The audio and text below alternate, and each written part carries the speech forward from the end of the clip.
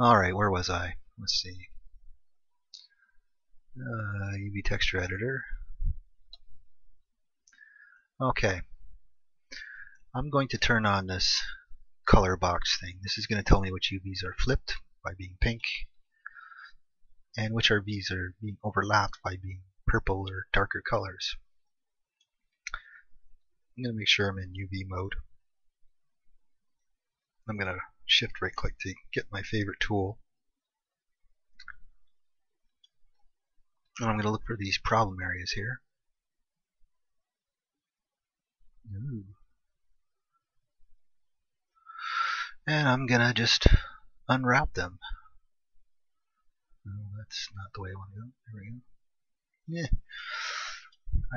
If I was going to take my time, and I suggest you do on your own, if you're looking for your final good UVs, you're going to want to optimize how much space they take, depending on what they are. The head will take, face will definitely want more UV space to take up the texture. That's the arm, this leg. I think it should be stretched out a bit more this way too. And the hands probably should be bigger, but in the interest of science, we're going to look at this back and this front. Now that they're not overlapping, and let's pretend I was really satisfied with that. At this point, I'm not going to set up the layout, but I am going to look at the object. I'm going to save it, and I'm going to make sure I'm saving it in the right spot. Yep. I'm going to make sure I've got my incremental save on. So script message there will tell me what's going on. Alright, now I'm going to get rid of the history because it's not needed. And I'll spin it around like I know what I'm doing. Alright, I'm going to merge this with a copy of itself, but I'm not going to use this duplicate special and make a copy. I'm going to make sure I'm in the polygons. Make sure I check the merge threshold. In this case, that'll be enough. I won't get anything jumping together. If I really want to make sure that the center edge loop is actually at 0x, oops, that's the wrong one. Where am I? I'm going to make sure I deselect these. I'm going to convert that selection to vertices. Now I'm going to double click this, and I don't want retained component spacing when I'm moving vertices and I want to snap it along an axis. If I hold down X and grab the X widget, you can see what it does. Now it'll line it up perfectly on 0.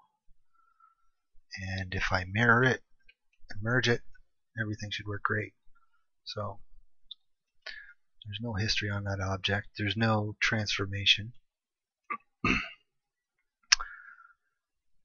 I'm going to go up to mesh. Yes. Delete by type history if you need that, and modify freeze transformations if you need to freeze those transformations.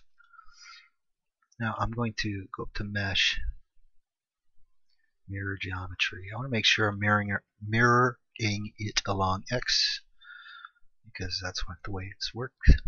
Merge with the original merge vertices. So there I go. Seems to have worked. If I look at the UV texture editor, I've got overlapping UVs where it's mirrored. Some game engines don't mind that, work well with that. Some don't. Personally, I'm going to separate them. I like everything to be blue in my UV texture editor. So what I want to do, besides show these texture borders, is I want to merge the front. Let's say I didn't want this seam down the middle and the seam down the back. Especially on a face, I might not want that. So I'm going to make sure I'm in UV mode. Let's select the shell, move it, and this one I'm going to want to flip. So I'm just going to use the buttons. You could go to polygons, flip, play with the settings, but these buttons work pretty well. And if you don't hit the right button, you just hit the other one, undo, or figure it out. So the problem with this, I could go to this move shell tool, but I don't want to, and it doesn't work the way I want it. I don't want to move from this area. I want to move the pivot, so I have to press insert. Now if I press V, hold middle mouse button, I can move that to any point. It's going out here too. I can move over there if I want, but I want it here. And then I press insert. Now I'm done changing the pivot. If I move that, if I hold down X, no, what happened? Well, I have to go back to my tool here and turn on the retain component spacing. Now if I hold down X, it won't have a conniption. They won't all try and get to the same spot and snap to that same grid. They'll just snap the way I want them to. And since I want this point at 5, 5, I'm going to leave it right there. Now I just got to do the same thing over here. Press the insert key, V, snap, insert key again, hold down X, and there we go. So I'm just going to select these middle ones. And nope, that's not what I want. It's polygons. I'm going to merge UVs. I can check the tolerance. That'll be enough. So now, if I look at those UVs, I don't have that line down the middle of the body. And I'm going to do the same thing to the front of the body once I move the shell out of the way.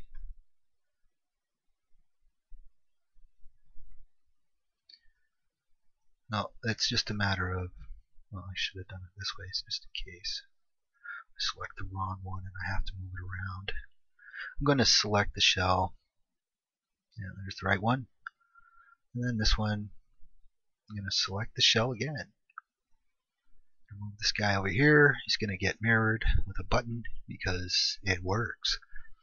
And then I'm going to change this pivot point.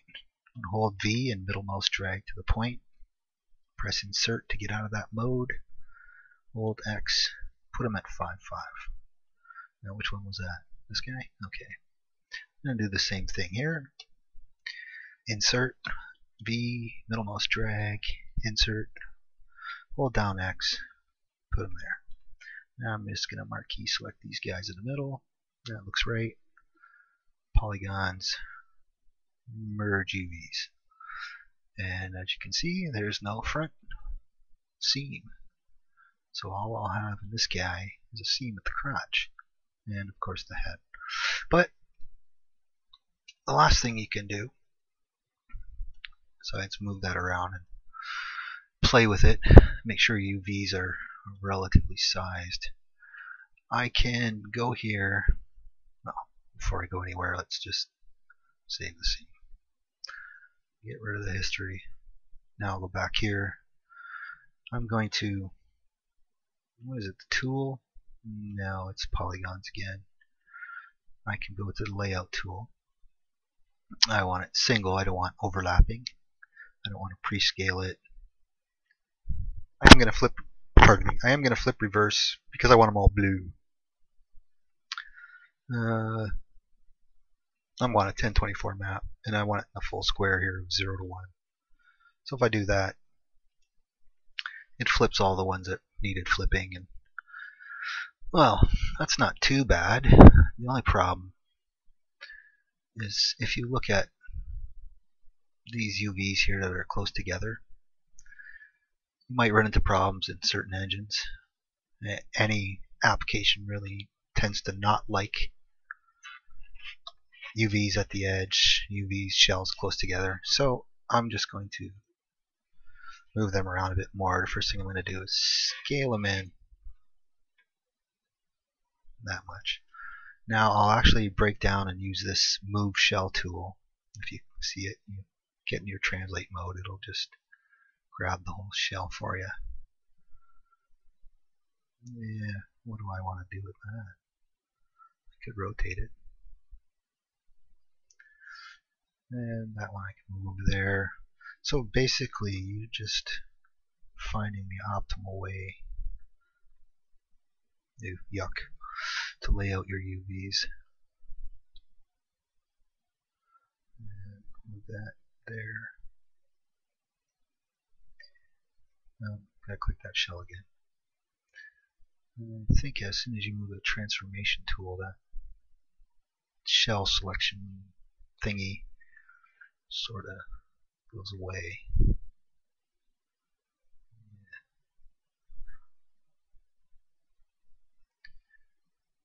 You might have a plan that you want to set up your shells a certain way for ease of painting. You might want to be able to mirror just the arms, so you would not set them up like this, where they're one's rotated different than the other. You put them closer together. You might even,